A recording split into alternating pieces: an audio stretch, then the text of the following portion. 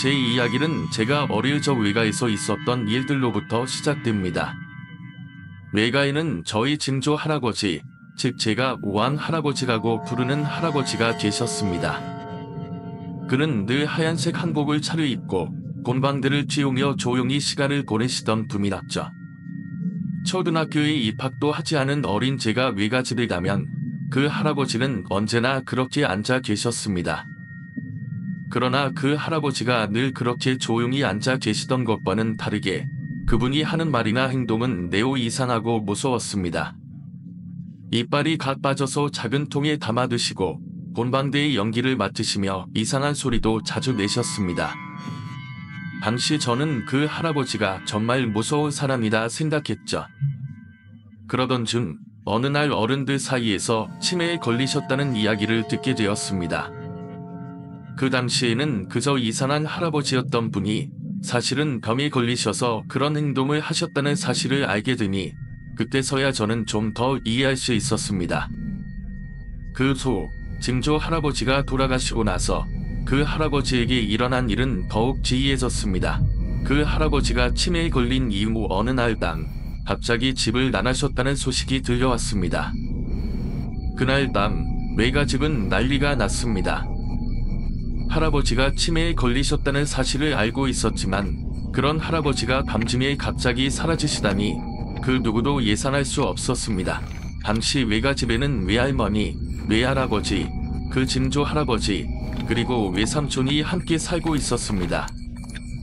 그런데 그날 밤 할아버지가 사라지셨다는 사실에 모두가 깜짝 놀랐죠.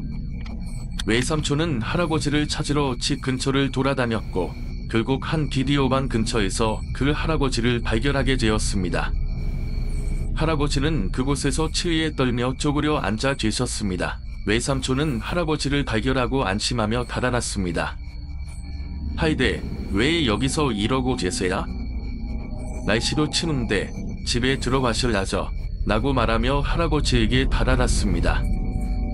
그런데 할아버지는 이상한 말을 하셨습니다. 내가 집에 들어가면 안 돼. 까만 옷 입은 것들이 내게 데려가려고 기다리고 있어. 아가, 내가 이곳에 있어야 안전해. 라고 외치셨습니다. 외삼촌은 그 말을 듣고 할아버지가 치매라서 헛소리를 한다고 생각하며 그를 억지로 등에 업고 집으로 데려왔습니다. 그런데 그 짧은 길을 돌아오면서도 할아버지는 계속해서 이상한 말을 하셨습니다.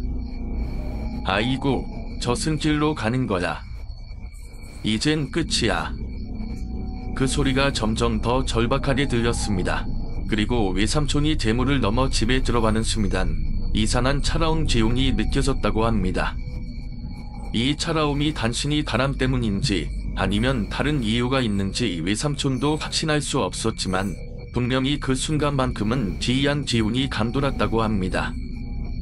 할아버지를 방에 모시고 나서 그분은 갑자기 조용해지셨습니다. 전혀 다른 사람처럼 평소처럼 점잖고 얌전하게 계셨죠. 그리고 또다시 그가 곤방들을 치우기 시작했습니다. 외삼촌은 할아버지에게 안녕히 주무세라 라고 말을 건넸습니다. 그런데 그 순간 할아버지의 눈빛이 달라졌습니다. 그 눈빛은 마치 지금 이 공간에서 무엇입니다. 아니면 누군가가 그를 기다리고 있다는 듯한 묘한 긴장감이 흘렀습니다. 이야기의 중심은 주로 가족의 사망과 그와 관련된 이상한 일들을 다루고 있습니다. 이야기의 흐름을 보면 주인공의 외가에서 할아버지와 할머니가 돌아가시는 장면에서 신기한 현상들이 이어집니다. 특히 외할아버지가 돌아가시기 전 외할머니가 그를 데리러 올 것이라는 말을 하고 불을 쳐두는 장면이 강조됩니다. 이와 같은 죽음의 예고와 가족들의 의문스러운 행동들이 이야기를 더욱 미스터리하고 오싹하게 만듭니다. 이 이야기에서 가장 두드러진 부분은 주인공이 어린 시절 경험한 무서운 사건들이 여러 세대에 걸쳐 발생하는 일들과 연관되어 있다는 점입니다. 치매에 걸린 증조 할아버지의 행동, 그리고 외할머니와 외할아버지의 죽음을 둘러싼 신비로운 현상은 죽음과 그 이후의 세계에 대한 깊은 호기심을 자극합니다. 이러한 전개는 시간이 흐르면서도 그 사건들이 다시금 이어지며 청중에게 죽음의 미스터리와 그 전조에 대한 깊은 불안감을 심어줍니다. 이야기 속에서 벌어지는 미스터리하고 불가사의한 사건들은 상상력을 자극하며 이러한 요소들이 서로 얽히면서 자연스럽게 공포감을 유발합니다. 이 이야기는 시간이 지나도 여전히 짙은 인상을 남깁니다. 주인공이 어린 시절을 보낸 외가에서의 경험은 단순히 과거의 기억이 아니다. 그 안에 담긴 신비롭고 불가사의한 사건들이 결국 주인공의 삶과 마음에 강한 흔적을 남기게 되자. 특히 위할아버지와 위할머니의 죽음을 둘러싼 이야기는 단순한 사고나 병으로 치부할 수 없는 깊은 미스터리로 다가옵니다. 위할아버지가 돌아가시기 전 "오늘 데리러 오는 날이다 라는 말을 남기고 그가 불을 켜두고 큰 방에서 잠든 채로 돌아가셨다는 것은 그가 죽음을 예감했음을 암시하는 장면입니다. 더군다나 그가 말한 "불을 켜둬야 잘 찾아올 것" 라는 말은 마치 죽음 그 자체를 의인화한 듯한 인상을 줍니다. 이는 마치 위할머니의 영혼이 그를 기다리고 있다는 듯이 해석될 수 있으며 죽음을 맞이하기 전 어떤 예고적인 느낌을 주는 표현이기도 합니다. 외할아버지가 죽음을 예감한 채 그가 마지막으로 남긴 메시지는 불안함을 더욱 증폭시킵니다. 그리고 위할머니와 위할아버지가 모두 심장마비로 돌아가셨다는 사실이 반복됩니다. 이 두 사람의 죽음이 단순한 우연이 아니다 어떤 더 큰 의미를 지닌 사건처럼 다가옵니다. 그들이 돌아가신 방식은 비슷하지만 그 전날 위할아버지가 했던 말들은 죽음을 향한 준비다. 그것을 미리 인식하고 있었다는 느낌을 주기에 충분합니다. 죽음이란 것이 그저 끝이 아니라 어떤 준비된 의도된 순간이라는 생각을 하게 만들자. 그 소위 이야기 속에서도 계속해서 이상한 기운이 흐릅니다. 외가들에서 계속해서 벌어지는 일들은 그냥 가족들의 사고로 끝날 일이 아니다. 어떤 초자연적인 힘이 그 집을 감싸고 있는 듯한 느낌을 강하게 줍니다. 주인공이 어렸을 때 살았던 곳이 마무리 근처였다는 것도 중요한 요소입니다. 마무리 근처는 항상 특별한 분위기를 자아냅니다. 그곳에서 자란 사람들은 종종 이상한 일들을 경험했다고 이야기하곤 합니다. 이곳에서 자주 일어나는 일들은 그저 우연으로 치부할 수 없는 설명되지 않는 미스터리로 가득 차 있습니다. 주인공이 어렸을 때 겪었던 그 시절의 경험은 그 당시에는 이해할 수 없었지만 시간이 지나면서 점차 하나하나 풀리는 미스터리처럼 다가옵니다. 특히 이 이야기는 단순히 죽음을 다루는 것만이 아니다. 그 죽음 이후의 세계, 즉 죽을 사람들의 영혼이나 기운이 어떻게 살아있는 자들에게 영향을 미치는지에 대한 물음을 던집니다. 외할아버지와 외할머니는 죽고 나서도 여전히 그 집에 남아있는 듯한 기운을 느끼게 합니다. 그들의 죽음이 단순히 숨체의 끝을 의미하는 것이 아니다. 그들이 남긴 기운이 계속해서 영향을 미친다는 사실은 청중에게 더 큰 불안감을 불러일으킵니다. 이처럼 이야기 속에서 일어나는 여러 사건들은 단순히 공포를 넘어서 사람들의 삶과 죽음, 그리고 그 이후의 미스터리를 탐구하는 깊은 의미를 담고 있습니다. 주인공은 그저 어린 시절의 기억을 이야기하는 것이 아니다. 자신이 겪었던 그 이상한 사건들이 이제는 점점 더 분명해지고 그 속에 숨겨진 미스터리들이 풀리기 시작하는 과정을 이야기합니다. 이 모든 것이 일종의 경고처럼 다가옵니다. 우리는 과연 죽음 이후의 세계를 어떻게 이해해야 하는지에 대해 질문을 던지게 만듭니다. 그 경험은 정말 기묘하고 이상한 일이었죠. 어릴 때 겪었던 그 골목길에서의 사건, 그리고 할머니의 장례식에서 발생한 기이한 차 넘친 사건은 지금 생각해도 잊을 수 없는 장면입니다. 골목길에서 사고가 나고 그날 할머니의 상을 마친 장례 차량이 멈춰 선 이유에 대해 사람들이 하는 이야기들은 굉장히 인상 깊었죠. 그 당시엔 그냥 사람들이 말하는 것에 대해 의심 없이 들었지만 나중에 돌아보면 그 사건이 묘하게 사람의 믿음과 관계된 어떤 깊은 의미를 가진 듯 느껴집니다. 그 꼬마 아이를 데려가려 했다. 그 말이 떠오를 때마다 정말 영혼이나 어떤 존재가 사람들의 삶에 영향을 미치는 게 아닐까 하는 생각이 들기도 했습니다. 그런데 그 소대구에서 자취하던 때에도 기이한 경험이 또 이어졌죠. 대학교에 다니면서 구한 옥탑방에서 있었던 일은 여전히 기억에 생생합니다. 방에서 손자 태만 사신기를 보고 있을 때 갑자기 반대편 방에서 들려오는 여자 웃는 소리와 동시에 자신도 모르게 쌍코피가 터진 일은 단순히 우연한 사고로 설명될 수 없었습니다. 그 소리와 함께 일어난 일들은 정말로 현실에서 일어난 것인지 아니면 다른 차원의 일이었는지 궁금해지게 만듭니다. 그 뒤로 계속해서 그 여자가 머리카락을 자르는 꿈을 꾸게 되었고 그 꿈은 하루도 거르지 않고 이어졌습니다. 꿈속의 여자가 누구였는지는 모르겠지만 그 존재가 뭔가 의미 있는 것처럼 느껴졌어요. 그리고 그 꿈이 너무나 반복되다 보니 점차 그 여자가 나타나는 이유나 의미에 대해 생각하게 되었습니다. 정말 진유하고 불안하게 느껴지기도 했죠. 그런 경험들이 계속되면서 혹시 그 일이 단순한 우연이 아닌 어떤 초자연적인 현상이나 영적인 존재와 관련이 있을지도 모른다고 느끼게 되었습니다.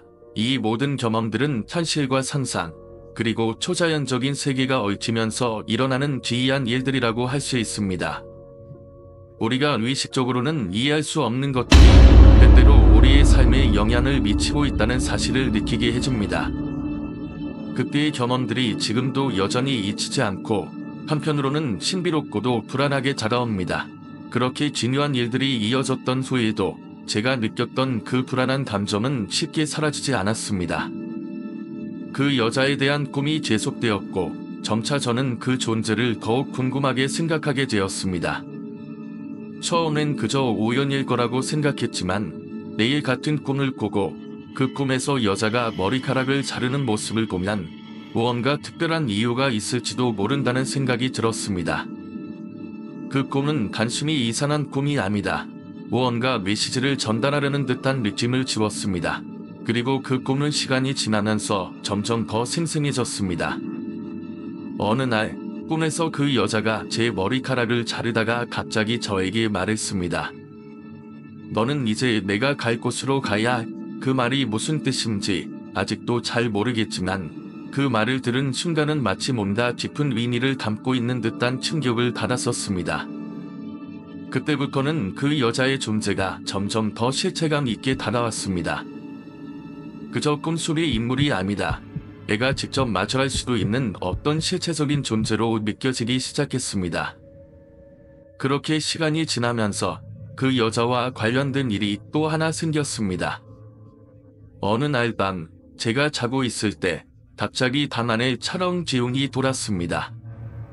원론의 소름이 돋을 정도로 그 기운은 차가웠고 눈을 떴을 때 방 안에 아무도 없다는 걸 확인했지만 그날 이후로 계속해서 이상한 일이 생기기 시작했습니다. 아침에 일어나면 물건들이 자꾸 제자리에서 다 비어있고 문을 닫고 자면 문이 열려있곤 했습니다. 그때부터는 제 방에서만 이상한 일이 일어나는 게 아니다. 집 전체에서 그런 현상이 일어나기 시작했죠. 물론 처음에는 그저 우연의 예치일 거라고 생각했지만 점점 더 일어나는 일이 비슷하고 반복되면서 그저 무시할 수 없었습니다. 점차 그 여자가 나타나는 이유가 무엇인지, 왜 나에게 그런 일을 겪게 되는지에 대해 고민하게 되었습니다. 저는 그 여자가 과거에 어떤 이유로 나와 연결된 존재일지도 모른다는 생각을 하게 되었고 그 이후로 그녀와의 연결고리를 찾으려는 마음이 생기기도 했습니다. 또 다른 기묘한 일은 어느 날 집 근처에 있던 오래된 신사에서 한 노인이 저를 부르던 일이었습니다. 그 노인은 제게 다가와서 아무런 설명 없이 그 여자는 너를 기다리고 있다. 라는 말을 남기고 사라졌습니다. 그 말이 어떤 의미인지 처음에는 이해할 수 없었지만 나중에 그 노인이 내가 겪고 있는 일과 관련이 있다는 생각이 들었습니다. 아마도 그 여자가 나를 기다리고 있다는 말은 내가 풀어야 할 어떤 미스터리가 있다는 의미였을까? 아니면 그 여자가 나에게 다가오는 이유가 내게 어떤 임무를 주기 위한 것일지도 모른다는 생각이 들었습니다. 그 후로 저는 그 여자의 존재에 대해 더 많은 질문을 가지게 되었습니다. 왜 하필 나에게 그런 일이 일어나는 것일까? 그 여자는 정말로 나에게 무엇을 원하고 어떤 이유로 꿈에 나타나며 또 이렇게 기이한 현상들을 일으키고 있는 것일까? 이런 질문들은 끊임없이 제 머릿속을 떠나지 않았습니다. 그 여자가 전하려는 메시지는 무엇일까? 그 메시지를 알게 된다면 내게 일어나는 이상한 일들의 원인을 알 수 있을까요? 그 후에도 그런 일들은 계속되었고 그 여자의 존재는 점점 더 뚜렷하게 제 삶에 영향을 미쳤습니다. 그녀는 단순히 꿈속의 인물이 아니다. 내가 풀어야 할 어떤 비밀을 가진 존재처럼 느껴졌습니다.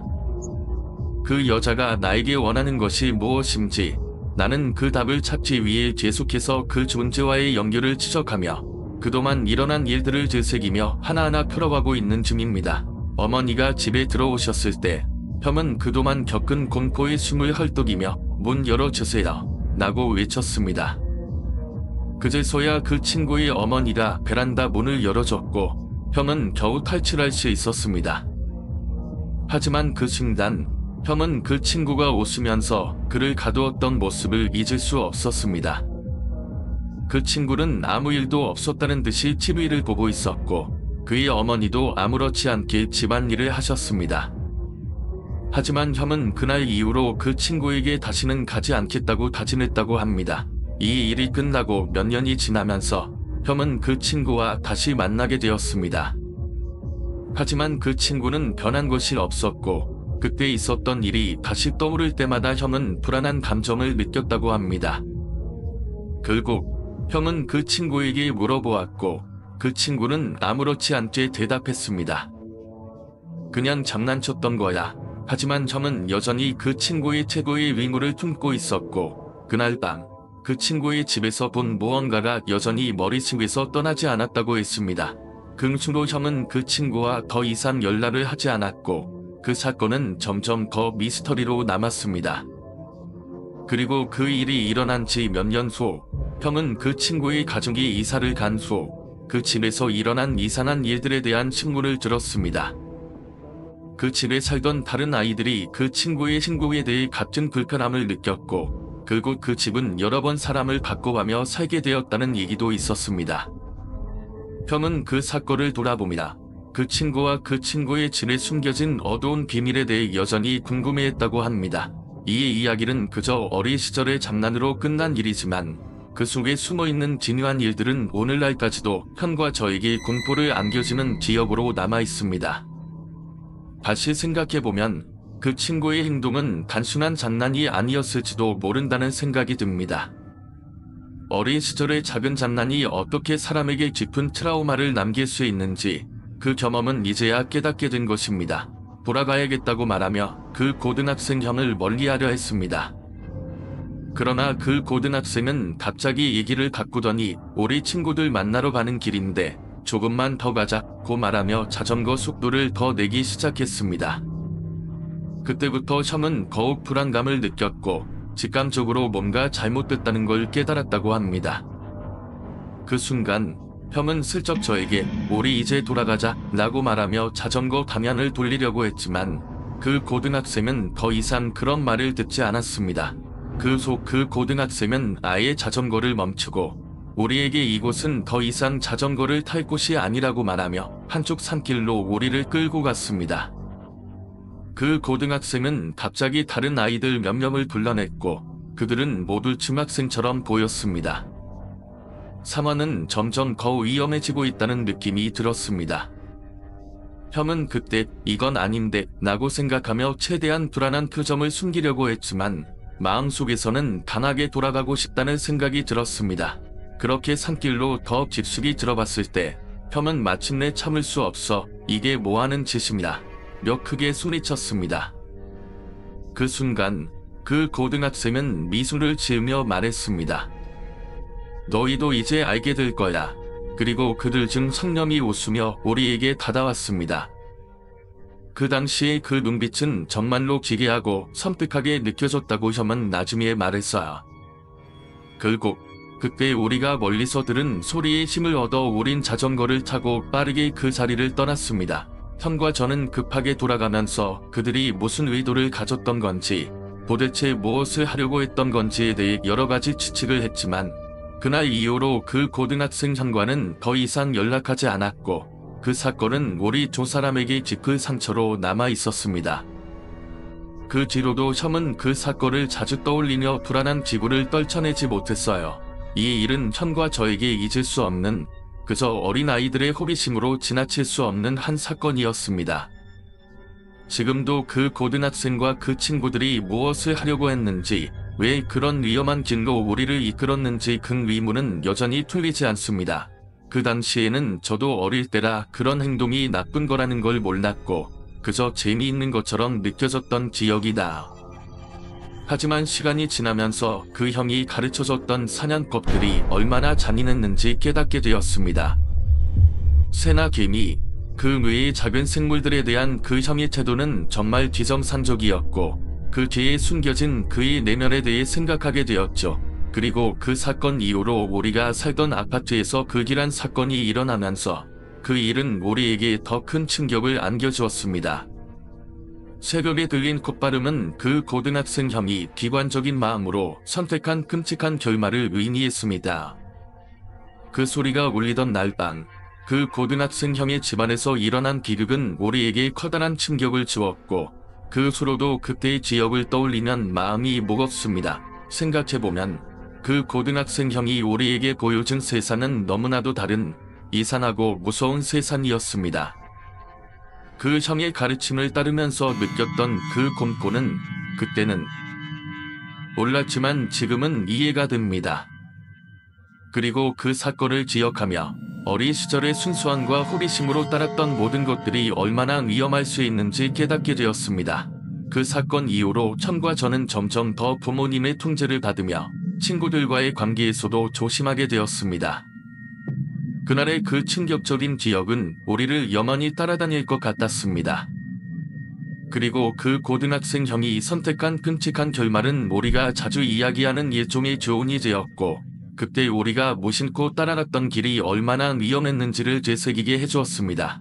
그 사건은 정말 오래도록 제 마음속에 남아 있었어요. 시간이 지나면서 그 고등학생 형과 함께했던 일들이 하나둘 떠오르기 시작했습니다. 형이 가르쳐줬던 것들, 그리고 그 형의 행동에서 보였던 잔인함은 점점 더 무서운 기억으로 변해갔습니다. 그 형의 말과 행동 하나하나가 점점 더 이상하고 불안하게 느껴졌습니다. 이제 와서 생각해보면 그는 단순히 소년일 뿐만 아니라 무언가 다른 것에 시인 사람처럼 보였던 것 같습니다. 우리가 그를 만났을 때 그는 이미 마음속 깊은 곳에서 무엇인가 어두운 것을 품고 있었던 것일지도 모릅니다. 그 사건이 있은 후 몇 년이 지나고 나서야 저는 그 고등학생 형에 대한 진실을 알게 되었습니다.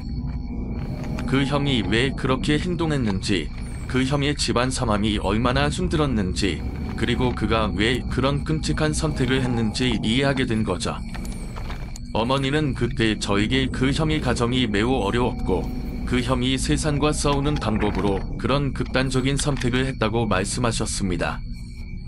그는 주변에서 아무런 관심도 갖지 못하고 모든 것을 버려두고 절망 속에서 살고 있었던 사람이었어요. 그때 당시에는 그냥 그 형이 어리석고 불쌍하게 보였지만 이제 와서 생각해보면 그 형의 선택은 자신을 떠맡기고 거린 세상에 대한 분노와 고통의 표현이었던 거 아닐까 싶습니다. 그리고 그 사건이 있은 후 저는 그 형과 다시 만날 기회가 없었습니다. 하지만 그때의 기억은 계속해서 저를 따라다녔죠. 그 형이 가르쳐줬던 잔인한 사냥법이다. 새를 잡고 개미집을 뒤집어 놓으며 즐기던 모습은 여전히 생생하게 떠오릅니다. 어린 마음으로는 그게 재미있는 일이라고 생각했지만 지금은 그 당시 왜 그런 행동을 따라했는지 전혀 이해할 수 없어요. 그때는 우리가 겪었던 모든 일이 그냥 지나가는 일일 것 같았고 아무 일 없을 거라고 생각했지만 그 사건들이 쌓이고 쌓여 나중에는 우리 모두의 삶에 영향을 끼쳤습니다. 그리고 그날 그 고등학생 형이 끝내 그렇게 기극적인 결말을 맞이하게 된 이유는 결국 그가 감당할 수 없는 고통을 안고 살아나다가 그 고통을 극복하려 했던 시도였을지도 모른다는 생각이 듭니다. 그날의 폭발음은 단순히 물리적인 충격을 넘어 그 형이 겪은 고통과 절망의 마지막 울음소리였다고 생각합니다. 그 소리를 들은 순간 우리는 그 형의 인생이 얼마나 비극적이었는지를 알 수 있었습니다. 그리고 그 사건이 끝난 후 우리는 아파트를 떠났고 새로운 환경에서 새로운 사람들과 함께 지내게 되었습니다. 그러나 그때의 기억은 쉽게 지워지지 않았습니다. 특히 그 형이 우리에게 가르쳐줬던 것들이나 그날의 사건은 오랫동안 제 마음속에서 떠나지 않았습니다. 그 형이 가르쳐준 것들이나 그 형의 기급적인 선택은 단순히 우리의 어린 시절을 넘어서 인생에 대한 중요한 교훈을 남겼습니다. 우리는 지금까지 살아오면서 그때 그 형의 삶을 떠올립니다. 그가 겪었을 고통을 조금이나마 이해할 수 있게 되었습니다. 그리고 그때 내가 따라갔던 그 길이 얼마나 위험했는지를 깨닫게 되었습니다. 그 형이 우리에게 보여준 세상은 너무나 어두운 곳이었고 그 어두운 세상에 빠져들지 않도록 우리는 경계를 해야 한다는 교훈을 주었습니다. 그 사건을 겪고 나서 저는 이제 더 이상 아무 생각 없이 사람을 따라가거나 그들의 말에 귀 기울이지 않게 되었습니다. 우리는 항상 주위를 살펴야 하고 그 속에서 무엇이 진짜고 무엇이 거짓인지를 파악해야 한다는 것을 배웠습니다. 그 형이 보여준 세상은 그 형 자신에게도 우리에게도 너무나 끔찍한 결과를 초래했습니다. 그저 어린 시절의 호기심으로 따랐던 길이었지만 이제는 그 길을 다시는 걷지 않으려 합니다. 직접 본 사람은 없었지만 그때의 기분은 모두가 공통적으로 기억하고 있었습니다. 그 여자는 계속해서 울고 있었고 아무리 가까워져도 그 울음소리는 점점 더 커져만 갔습니다. 그 모습이 너무도 끔찍했죠. 하얀 소복을 입은 여자의 뒷모습은 마치 살아있는 사람 같지 않았습니다. 그 소리가 점점 가까워질수록 이상한 느낌이 들었고 결국 아버지와 할아버지가 용기를 내어 그 여자를 향해 한 발짝 더 내디뎠습니다. 그 순간 경비원은 급히 뒷걸음질을 치며 그 자리를 떠났고 아버지와 할아버지는 떨리는 손으로 손전등을 들고 그 여자의 모습에 달아났습니다. 그 여자의 모습은 완전히 어두운 곳에 숨어 있었고 가까워질수록 그 울음소리가 더욱 명확해졌습니다. 그리고 그 소리와 함께 끔찍한 냄새가 나는 것을 느꼈습니다. 그 냄새는 처음에는 그냥 기에 젖은 땅 냄새처럼 느껴졌지만 점점 더 고약한 악취로 바뀌었고 아버지와 할아버지는 그 냄새에 움찔하며 뒤로 물러섰습니다. 결국 할아버지가 마지막으로 용기를 내어 다가가려 했을 때 그 여자는 갑자기 고개를 돌려 그들을 바라보았고 그 순간 모두가 얼어붙을 수밖에 없었습니다. 여자의 얼굴은 너무도 참득하고 눈은 공허한 것처럼 보였습니다. 입술은 미소를 지으려는 듯한 형상을 하고 있었지만 그 미소는 이 세상에 존재하는 미소가 아니었습니다. 그 미소는 공포 그 자체였고 아버지는 그 순간 모든 것을 깨달았습니다. 그 여자는 살아있는 존재가 아니다. 이미 죽은 존재였던 것입니다. 그 순간 모든 것이 멈췄습니다. 여자의 울음소리는 그쳤고 그곳은 갑자기 너무나 공허해졌습니다. 아버지와 할아버지는 서로를 바라봅니다. 그 사건이 어떤 의미인지를 깨닫기 시작했지만 이미 너무 늦었습니다. 그 후 가족들은 그 밤을 어떻게든 마무리 짓고 돌아났지만 그 여자의 얼굴과 그 소리는 그들을 계속 괴롭혔습니다. 그리고 그날 이후로 그 식당은 더 이상 예전처럼 건산하지 않았습니다. 그곳에 나타나는 이상한 현상들이 점점 더 심해졌고 아무리 노력을 해도 그 울음소리는 사라지지 않았습니다. 결국 그 식당은 더 이상 운영되지 않았고 사람들은 그곳을 떠났습니다. 하지만 그 소리와 그 여자의 모습은 여전히 그곳에 남아 지나가는 사람들의 마음에 깊은 공포를 남기고 있었죠. 이 이야기는 결국 단순한 공포가 아닌 그 공간에 묻힌 슬픔과 고통의 흔적을 전하는 것이었습니다. 지금도 그곳을 지나가는 사람들은 그 울음소리를 듣고 그 여자의 모습을 떠올리며 불안함을 느낀다고 합니다. 하고 넘겼는데 시간이 지날수록 점점 이상한 일이 많아졌습니다. 특히 제 여자친구가 저희 집에 올 때마다 매번 다리에 눌린다는 얘기를 반복하면서 결국엔 저도 뭔가 이상함을 느끼게 되었습니다. 그녀는 한 번은 저에게 이렇게 말했죠. 너무 이상해. 누군가 나를 지켜보고 있는 것 같다. 갑자기 숨이 막히는 느낌이 들어서 눈을 떠보면 아무도 없는데 계속해서 시선이 느껴져. 그 말을 들으니 저도 무언가 불길한 느낌이 들었지만 여전히 그런 일이 있을 때마다 그녀가 과민한 반응을 보인다고 생각했었습니다. 그 후 어느 날 저는 일을 끝내고 늦게 집에 돌아왔고 그날은 평소와 달리 유독 집안이 너무 조용한 느낌이 들었습니다. 평소에 집에 들어오면 어떤 소리라도 나곤 했는데 그날은 집안이 너무 고요했습니다. 그때였죠. 제 눈에 들어온 것은 바로 천장의 구멍이었습니다. 이사할 때 고쳐놓았던 그 구멍이 다시 그 자리에 조금씩 걸어지기 시작한 걸 발견한 거죠. 그때부터 이상한 일이 하나 둘씩 일어나기 시작했습니다. 저녁이 되어 침대에 누워있을 때 이상한 소리가 들리기 시작했습니다. 처음에는 그냥 집 안에서 나는 소리일 것이라 생각했지만 점점 더 귀에 거슬리는 소리가 들렸습니다. 천장 위쪽에서, 아니 정확히는 바로 그 구멍에서 들리는 듯한 파는 소리와 함께 마치 무언가가 계속해서 움직이는 느낌이었습니다. 그날 밤 저는 그 소리에 잠을 잘 수가 없었습니다. 눈을 감고도 계속해서 그 소리가 귀에 맴돌았고 갑자기 눈을 떴을 때는 천장에 무엇인가가 보였습니다. 그 구멍을 통해 뭔가 어두운 그림자가 살짝 비치는 것 같았어요. 그때 제 마음은 너무 불안하고 혼란스러워졌습니다.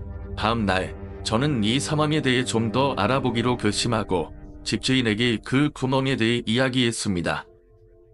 그랬더니 집주인은 이런 말을 했습니다. 그 구멍은 원래 없었던 게 아니에요. 이전에 이 집에서 몇 년 전에 사람이 살다 떠났는데 그 사람이 자꾸 밤마다 이상한 소리를 내며 돌아다니던 일이 있었어요. 나중에 알고 보니 그 사람이 이 집에서 자살한 사람이었죠. 그 구멍은 자살 당시 만들어진 흔적이었을 거예요. 그 말을 듣고 나서 저는 온몸이 떨렸습니다. 그 구멍이 단순한 수리의 흔적이 아니다. 그 집에서 일어난 끔찍한 사건의 흔적이었다는 것을 알게 되었기 때문입니다. 그리고 그 후부터는 그 집에서 벌어진 이상한 일들이 계속해서 저를 괴롭히기 시작했어요. 제 여자친구는 여전히 가위에 눌리고 혼자 있을 때마다 이상한 기분을 느꼈습니다. 마침내 우리는 그 집을 떠나기로 결심했고 새로운 집으로 이사를 갔습니다. 그 후로는 이상한 일들이 더 이상 일어나지 않았지만 지금까지도 그 집을 떠나면서 느꼈던 불안한 기분과 그 구멍에서 느껴졌던 이상한 존재의 감각은 잊을 수 없습니다. 그 후로도 계속해서 이상한 일들이 일어나기 시작했습니다. 1층에서 있었던 그 기륵적인 사건이 후유증을 남긴 듯 집안에서 항상 불안한 기운이 감돌았습니다. 그 이후로 저는 그 집에서 살게 된 일들이 불안하고 낯설게 느껴졌습니다. 어머니는 그 후로도 보증금을 빼주는 데 힘들어했고 저 역시 그 집에서 불편한 기분을 떨칠 수가 없었습니다. 어느 날 제 방에서 가끔 들리던 이상한 소리들이 점점 더 강하게 느껴지기 시작했습니다. 그 소리는 밤마다 반복되었고 마치 누군가가 내 방문을 두드리는 듯한 소리가 들리곤 했습니다. 밤늦게까지 잠을 잘 수가 없었고 심지어 무언가가 내 주변에서 느껴지는 느낌도 들었습니다. 이건 마치 한 사람의 숨소리가 내 귓가에 들리는 것 같았고 내가 혼자 있는 공간이 아니었다는 생각이 들게 만들었습니다. 이상한 일이 점차적으로 늘어나면서 어느 날 저는 집안에서 그 아저씨의 모습 같은 그림자를 보게 되었습니다. 눈을 뜬 순간 제 바로 앞에 서 있던 아저씨의 얼굴은 탐채도 제대로 보이지 않게 흐려져 있었지만 그 눈빛과 표정만큼은 분명히 기억이 났습니다. 그 아저씨는 제 눈을 피하지 않았고 그곳에서 사라진 것처럼 사라져버렸습니다. 이후 저는 더 이상 그 집에서 살 수 없다고 느꼈고 어머니께 그 사실을 고백했습니다. 어머니는 처음에는 믿지 않으셨지만 결국 저의 상황을 이해하시고 그 집을 팔기로 결심하셨습니다. 그 집은 결국 오래가지 못하고 다른 사람에게 팔려갔고 그 집에서 벌어진 일들은 그곳에 살던 사람들에게도 나쁜 영향을 미쳤다고 합니다.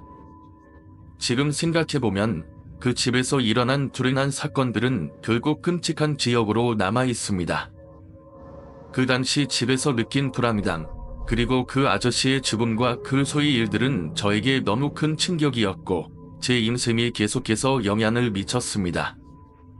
이 이야기를 통해 저는 어떤 일이든 지나치게 믿고 의지할 수 없다는 교훈을 얻었고 그 집에서의 경험은 결코 잊을 수 없는 기억이 되었습니다. 그 후 저와 어머니는 그 집을 팔기로 결심하고 이사를 준비하면서도 그 집에서의 일들은 제 마음속에서 떠나지 않았습니다. 어머니는 계속해서 그 집에서 발생한 사건을 고민하시면서 결국 그 집을 팔고 나서도 자주 제게 그 일이 떠오른다고 말씀하셨습니다. 어머니는 그 아저씨의 죽음과 그로 인한 후유증에 대해 불안감을 느끼셨고 집을 팔기 전까지 그 집에 대한 감정이 가시지 않았다고 하셨습니다. 어느 날 그 집을 떠난 후 몇 년이 지나고 그 집을 새로 살 사람이 그 집에서 이상한 일을 겪고 있다는 소문을 들었습니다. 그 사람이 그 집에 들어가자마자 밤마다 창문을 열고 바람이 들어오는 소리, 그리고 가구가 이동하는 소리 같은 것들이 들린다고 했습니다. 그 집의 분위기가 굉장히 무겁고 밤마다 이상한 그림자가 창문에 비친다고 했습니다. 그리고 그 사람이 밤늦게 돌아오던 중 그 집에서 잠시 들린 발소리와 함께 어떤 남자의 목소리가 자신을 부르고 있다고 말했습니다. 그 사람은 이 모든 일들이 그 아저씨의 죽음과 관련이 있을 거라고 생각했다고 하더군요. 그 후 그 집은 다시 팔려갔고 소문에 따르면 그 집을 산 사람이 마지막으로 거기서 살던 사람이었습니다. 결국 그 집은 누군가에게 팔리기 전까지 계속해서 그 아저씨의 죽음과 관련된 불안한 일들이 반복되었던 것으로 보였습니다. 저는 그 집에서 떠나면서 어머니와 함께 이사한 새 집에서 다시 평온한 일상을 찾으려 했습니다. 하지만 그 집에서의 기억은 잊히지 않았습니다. 특히나 그 아저씨의 죽음과 그 후에 발생한 일들은 끊임없이 떠오릅니다. 마치 그 집이 저를 놓지 않으려는 듯 계속해서 내 마음을 괴롭혔습니다. 시간이 지나고 나서야 저는 그 집에서 일어난 일들이 단순한 사고가 아니다, 어떤 깊은 이유와 연결이 있다는 생각이 들었습니다. 그리고 그 아저씨의 죽음도 단순히 경제적인 문제나 스트레스 때문만이 아니다. 그 집 자체가 어떤 악령이나 저주에 휘말려 있었다는 생각이 들었습니다. 그 집에서 일어난 사건들이 단지 우연이 아니었으며 그 아저씨의 영혼이 아직도 그 집을 떠나지 못한 채 떠도는 것 같았고 그 집은 그에게도 또 그 집을 거쳐간 사람들에게도 불행을 안겨주는 잠수가 되어버린 것 같았습니다. 그렇게 저는 그 집에서 일어난 일들을 잊지 않으려고 노력합니다. 다시는 그런 불안감을 겪지 않기를 바랬습니다. 하지만 지금도 그 집에 대한 이야기와 그 아저씨의 죽음에 대한 기억은 여전히 제 머릿속에서 떠나지 않습니다. 그 집에 살았던 시간은 제 인생에서 결코 잊을 수 없는, 한순간도 안심할 수 없었던 시간이었습니다. 방금 내 죄의 너네의 성방으로 들어갔습니다. 나는 말을 들었을 때 온몸에 얼음물이 흐르는 듯한 느낌이 들었습니다. 그 순간 나는 아무 말도 할 수 없었습니다. 친구가 그렇게 말한 이유는 내 죄에서 방금 누군가가 지나난 듯한 느낌을 받았기 때문이었죠. 나는 바로 뒤를 돌아봤지만 아무도 없었습니다. 형이 방에 들어가서 친구의 물음에 나는 중심스럽게 대답했어요. 아니, 형은 오늘 밤 집에 안 와. 그러자 친구는 여전히 담아난 투정으로 그럼 방금 누가 지나간 거야? 나고 다시 묻더봅니다. 그 순간 그 집의 분위기가 더 무겁고 차가워진 느낌이었습니다. 우리는 잠시 친구 속에 서 있었고 친구는 다시 한번 형의 방 쪽을 힐끗 바라보았습니다. 나는 그저 웃으며 친구에게 그냥 피곤해서 그런 거야, 아무것도 아니라 라고 말하며 상황을 무마하려고 했습니다. 하지만 친구의 표정은 여전히 불안해 보였고 그의 눈빛은 형의 담을 향해 있었다는 게 너무 분명했습니다. 우리는 결국 방에 들어가 영화를 보기로 했습니다. 그런데 영화가 시작된 후에도 나는 계속해서 형의 방 쪽을 신경 쓰게 되었습니다. 그 방은 뭔가 설명할 수 없는 불안감을 주었고 시간이 갈수록 그 불안은 점점 더 커져갔습니다. 창문 너머로 바람이 불어오는 소리, 그리고 그 소리가 형의 방에서 들리는 듯한 착각이 드는 순간마다 나는 그 방으로 가는 발걸음을 옮기지 못했습니다. 무언가가 그곳에 있다는 느낌이 들었어요. 영화가 끝나고 나는 겨우 마음을 가라앉히며 친구와 얘기를 나누었습니다. 형 방은 도대체 왜 그렇게 불안하지? 친구는 눈을 크게 뜨고 말했어요. 그 방에 뭐가 있지 압니다. 내가 그 방에 뭔가 있었던 것 같습니다. 그 말이 내 마음속 깊은 곳을 다시 타고들었고 나는 친구가 느낀 그 불안한 감정을 이해할 수밖에 없었습니다. 그 집의 1층, 그 작은 방에는 정말 뭔가 이상한 기운이 흐르고 있었던 거죠.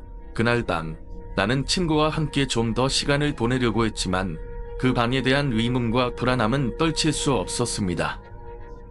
그리고 그날 이후 그 집에서는 계속해서 이상한 일들이 일어나기 시작했습니다.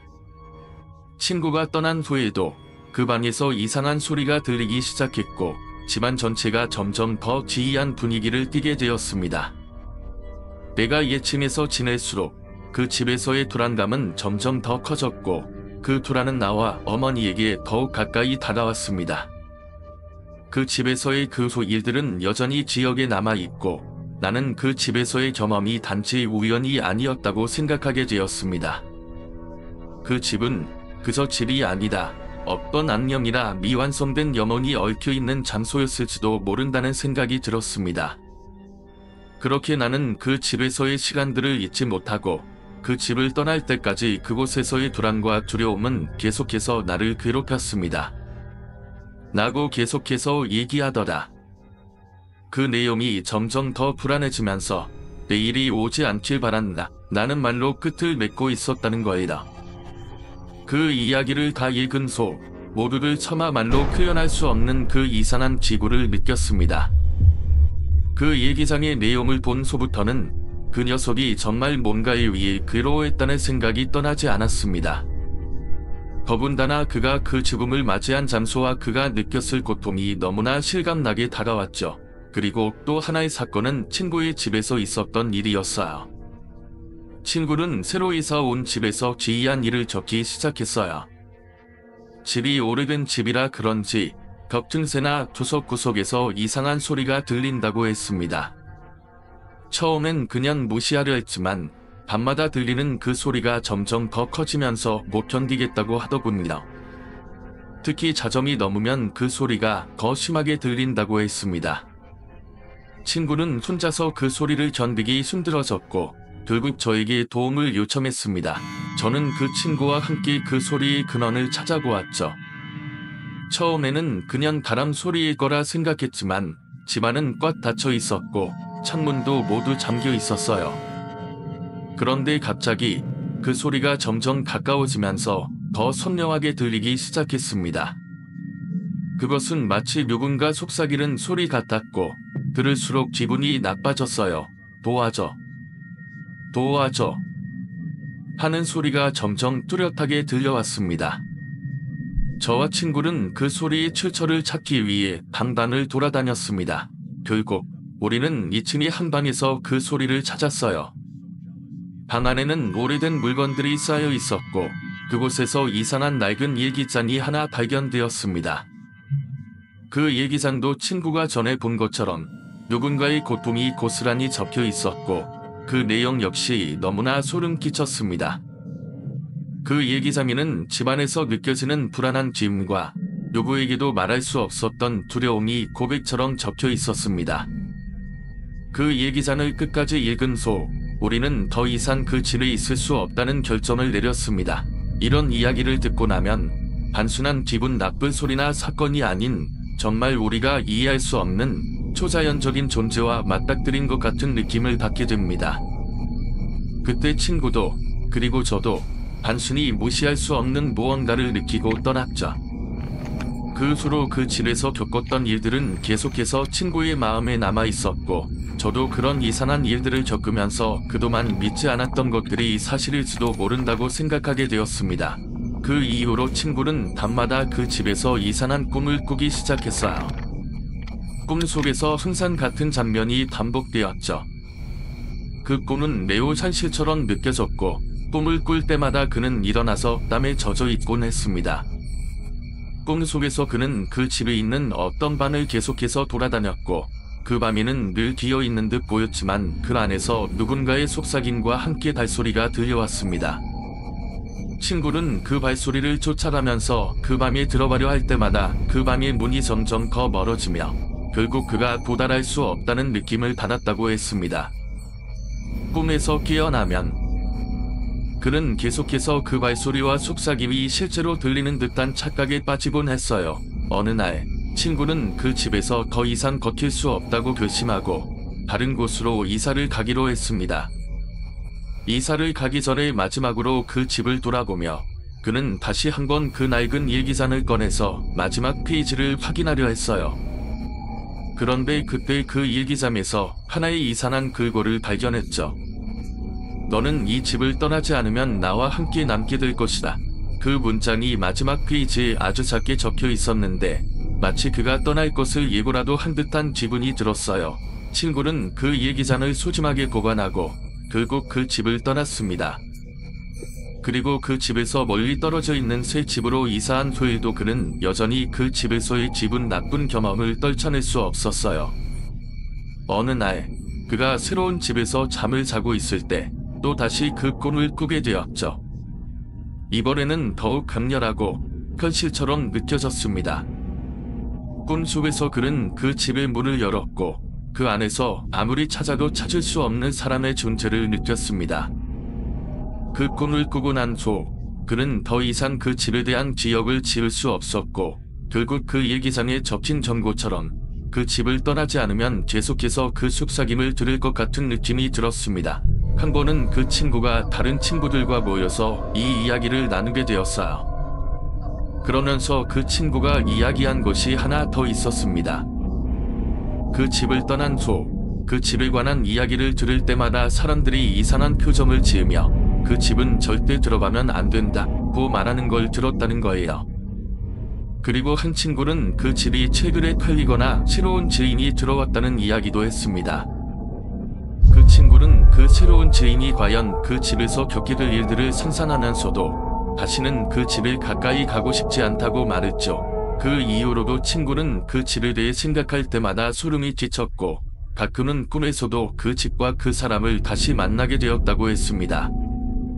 그 친구는 더 이상 그 집을 기억하고 싶지 않다고 말했지만 그 집은 그에게 계속해서 어떤 방식으로든 영향을 미쳤습니다. 그가 그 집을 떠난 이후로도 그 집에서 느꼈던 불안한 기움과 그 속삭임은 언제나 그의 마음속에 자리 잡고 있었습니다. 그 집은 여전히 그 자리에 남아 있었고 이제는 새로운 주인이 그 집을 차지한 상태였겠지만 그 집을 지나칠 때마다 기분이 묘하게 불편해지는 사람들도 있었죠. 사람들은 그 집에 대해 이야기를 나누면서도 결코 가까이 가려고 하지 않았습니다. 그리고 그 집에서 어떤 일이 일어나고 있었는지 또 그 집에 살던 사람들이 겪었던 경험들이 다른 사람들에게도 계속해서 전해집니다. 그 집은 점점 더 이상한 전설로 변해갔습니다. 그 친구가 겪었던 일처럼 없던 집이나 장소는 그곳을 지나가거나 그곳에 살았던 사람들에게 끊임없이 영향을 미친다고 믿는 사람들도 많습니다. 그 집이 정말 초자연적인 존재가 있던 장소였는지 아니면 단순히 그곳에 얼지 사람들의 두려움이 만들어낸 괴담이었는지 그것은 아직도 풀리지 않은 의문으로 남아 있습니다. 하지만 한 가지 확실한 건 그 집에서 있었던 일들은 아무리 시간이 지나도 결코 잊혀지지 않았다는 거죠.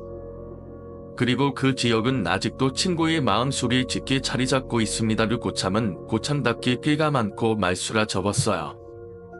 그날도 그는 연초를 채우기 위해 현관에 서 있었고 아무도 없는 조용한 시간에 그의 앞에 불쑥 나타난 것이 있었습니다. 그것은 바로 미친 듯이 헝클어진 머리카락과 투석한 얼굴을 한 여자가 나타난 것이었죠. 고참은 순간적으로 놀라움에 가슴이 뛰었지만 그 여자가 다가와서 말을 걸어왔습니다. 혹시 나를 기억하나요? 그 고참은 아무리 생각해도 그 여자를 본 적이 없었습니다. 그는 무심하게 고개를 저으며 대답했죠. 저도 모릅니다. 뭘 말씀하시는지. 그런데 여자는 조금 더 가까이 다가옵니다. 갑자기 손톱에 묻은 피를 고참의 얼굴에 문지르기 시작했어요. 고참은 그 여자의 말에 제대로 답하지도 못하고 정신을 잃을 뻔했습니다. 순간적으로 여자는 고참의 얼굴을 아랑곳하지 않고 사라졌고 그 고참은 발작을 일으키며 그대로 쓰러졌습니다. 그 고참은 꿈에 그 여자를 다시 보았다고 말했습니다. 꿈 속에서 그 여자는 그에게 대답을 듣지 않으면 아무도 살아날 수 없다고 말했죠. 고참은 몸이 마비되어 꿈에서 깨어난 뒤 현관에서 있었던 그 사건이 사실은 꿈이 아니었음을 알게 되었습니다. 그 고참은 그날 이후 그 현관 근처를 지나갈 때마다 그 여자의 형체가 떠올라 불안감을 느꼈고 여러 번 눈앞에서 그 여자가 다시 나타날까봐 두려워했습니다. 그 여자가 누구였는지 왜 그런 일을 벌였는지에 대해서는 누구도 확실히 알 수 없었죠. 그 이야기를 전해 들은 다른 군인들조차 그 현관은 더 이상 지나가지 않으려 했습니다. 그 후 그 고참은 계속해서 정신적 고통을 겪으며 무언가 빠져나갈 수 없다는 느낌에 시달렸다고 합니다.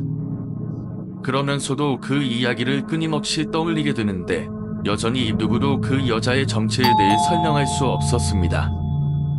이 이야기를 들은 사람들 중 일부는 그 여자가 군인들에게 저주를 퍼부었을 거라고 믿기도 했고 또 다른 사람들은 그 여자가 단순히 무서운 환상일 뿐이라고 했습니다. 하지만 중요한 건 그 고참이 그날 이후로 잠을 잘 수 없게 되었다는 사실이었죠. 부인들은 그가 겪었던 그 진유한 경험을 들으면서 미스터리한 일들이 사실이라고 믿기 시작했어요. 그 이야기는 결국 군 부대 내에서 소문처럼 퍼져나갔고 그곳을 지나가는 사람들은 자신도 모르게 그 여자가 다시 나타날까봐 두려움을 느꼈습니다. 이 이야기는 과연 실제로 일어난 일일까요? 아니면 단순한 환상일 뿐일까요?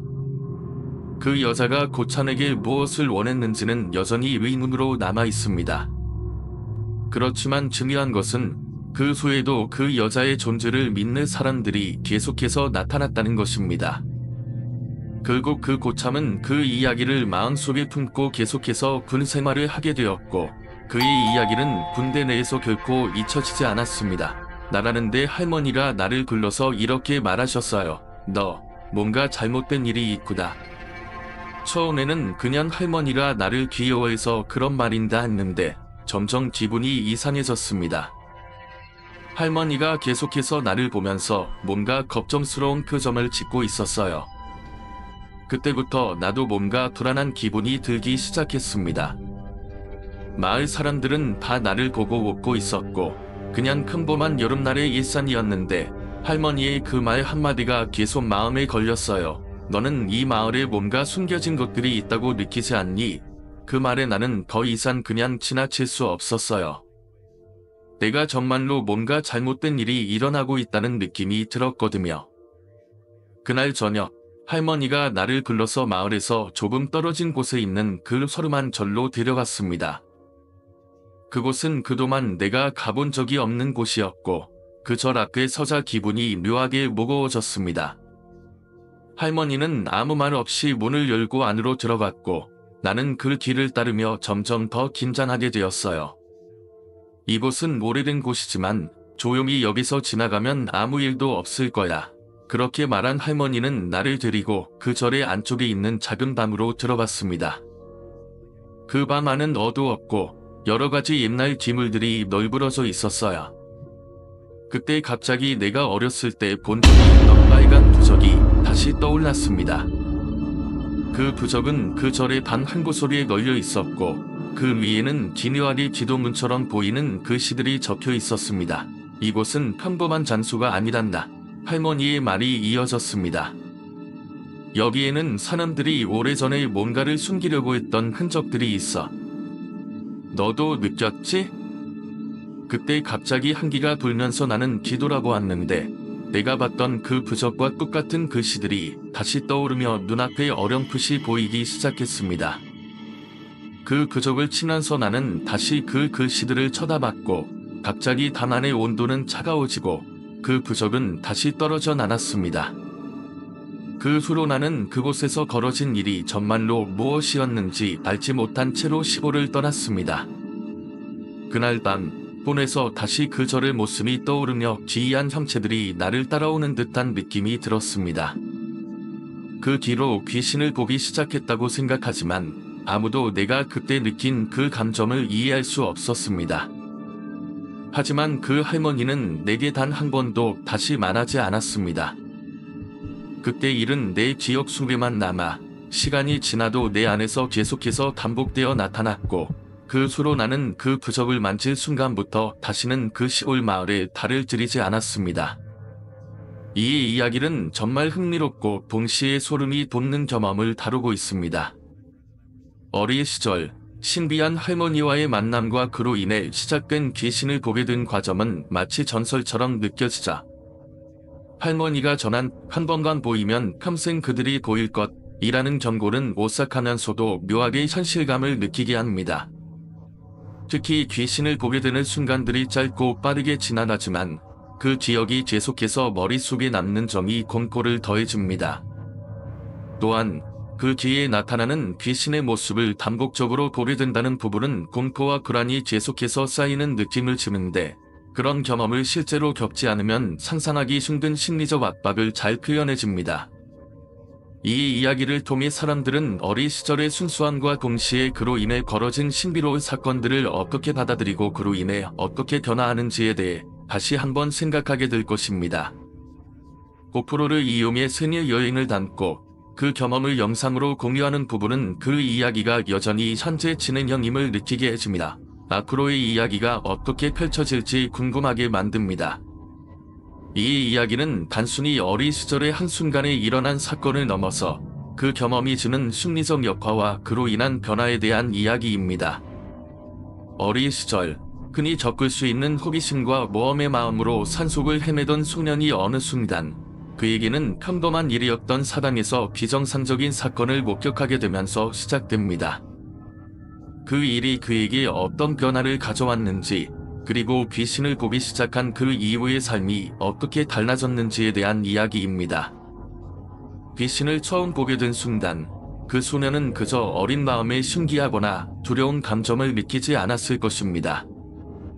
하지만 그가 더 이상 그것을 무시하거나 외면할 수 없다는 사실을 깨닫게 되면서 그의 세계는 점차적으로 변해가기 시작합니다. 처음에는 귀신을 본다는 것이 그에게 어떤 의미인지 제대로 이해할 수 없었지만 시간이 지나면서 그 현상이 반복되기 시작하자 그의 마음속에는 점점 더 큰 불안과 공포가 자리 잡게 됩니다. 귀신이 보이기 시작한다는 것은 단순히 현실에서 무언가를 보는 차원을 넘어서 그가 살아가는 세계와 죽은 자들이 살아 숨쉬는 세계가 얽히기 시작하는 순간을 의미합니다. 어린 나이에 그런 일을 겪은 그는 그 중세기를 어떻게 받아들여야 할지 알지 못했고 그저 할머니의 경고를 마음에 새기고 지내야만 했습니다. 하지만 시간이 지날수록 그 경험은 그의 삶에 깊은 영향을 미치게 되고 그로서로 그는 찰나의 순간을 자주 경험하게 됩니다. 그때마다 자신이 귀신을 보는 능력을 가질 사람임을 실감하게 됩니다. 그와 같은 능력은 결국 그에게 부담이 되었고 그가 소중하게 생각하는 사람들, 예를 들면 부모님이나 친구들에게조차 그 경험을 이해받지 못하는 고독감을 느끼게 했을 것입니다.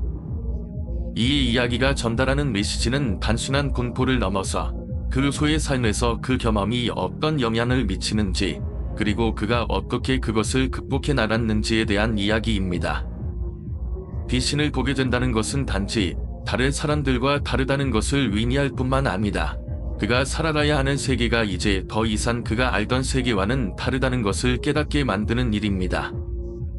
할머니가 전해준 그 순간을 피하면 된다는 말은 단순히 귀신을 피할 방법을 의미하는 것이 아니다. 그가 겪고 있는 변화와 그로 인해 생겨나는 두려움을 어떻게 받아들일지에 대한 깊은 메시지를 담고 있습니다. 그가 그 순간을 피한다면 혹은 그 순간에 대비한다면 그는 평생 그 상황에서 벗어날 수 있을 것이라는 신앙을 품게 됩니다. 그러나 그와 동시에 귀신을 보는 능력이 그에게 계속해서 영향을 미친다면 그것은 단지 그가 피할 수 없는 운명과도 같은 존재일 것입니다. 그리고 이야기의 끝에서 나타나는 고프로로 찍은 세계 여행기의 내용은 그가 과거의 기억을 잊고 싶어 하면서도 그 경험을 다시 떠올리게 하는 아이러니한 상황을 만들어냅니다. 과거의 공포와 불안의 시간이 지나도 쉽게 사라지지 않습니다. 그는 그날의 기억을 다시금 영상 속에서 마주하게 될 것입니다. 이처럼 공포는 단순히 지나간 일이 아니다. 그 사람의 삶에 지속적으로 영향을 미치는 존재가 되어 때때로 그 사람을 괴롭히고 떠오르게 만듭니다. 귀신을 보는 능력이 선물일 수도 있지만 그 능력을 가진 사람에게는 그 능력의 무게와 부담을 짊어져야 하는 고통도 따르게 됩니다. 그래서 결국 그는 그 능력과 어떻게 공존할 것인지, 그것을 어떻게 이해하고 받아들일 것인지에 대한 내적 고민을 계속하게 될 것입니다. 그 후로도 귀신을 보는 능력은 계속해서 그를 따라다녔습니다. 그 능력은 그가 어린 시절에 겪었던 사건으로부터 시작된 것이지만 이제는 그가 어떻게 이 능력을 다뤄야 할지에 대한 고민을 하게 만들었습니다. 시간이 흐를수록 그는 그 능력을 피하려 했지만 그 기억과 공포는 계속해서 그에게 영향을 미쳤습니다. 결국 그는 알게 되었습니다. 그 능력은 피할 수 없고 그저 자신과 공존해야 한다는 것을. 그리고 그는 스스로 다짐했습니다. 이 능력을 두려워할 필요는 없다. 내가 그것을 이해하고 받아들이는 순간 그들은 더 이상 나를 괴롭히지 않을 것이다. 그 후 그는 그 경험을 통해 더 강해졌고 매일을 살아가면서 그 능력을 스스로 통제할 수 있는 방법을 찾기 시작했습니다. 어쩌면 그가 처음 그 능력을 가졌을 때처럼 이제는 그 능력도 그에게 하나의 선물처럼 느껴질 날이 올지도 모릅니다. 그렇게 그는 과거의 공포를 극복하고 새로운 시각으로 삶을 바라보며 살아가고 있습니다. 오늘의 이야기가 마음에 드셨다면 여러분의 생각을 댓글로 남겨주세요. 이 이야기에 대한 여러분의 해석과 이와 비슷한 경험이 있으신 분들이 있다면 함께 공유해주세요. 또한 좋아요와 구독 버튼을 눌러주시고 알림 설정도 해두시면 앞으로 더 많은 이야기를 놓치지 않으실 거예요.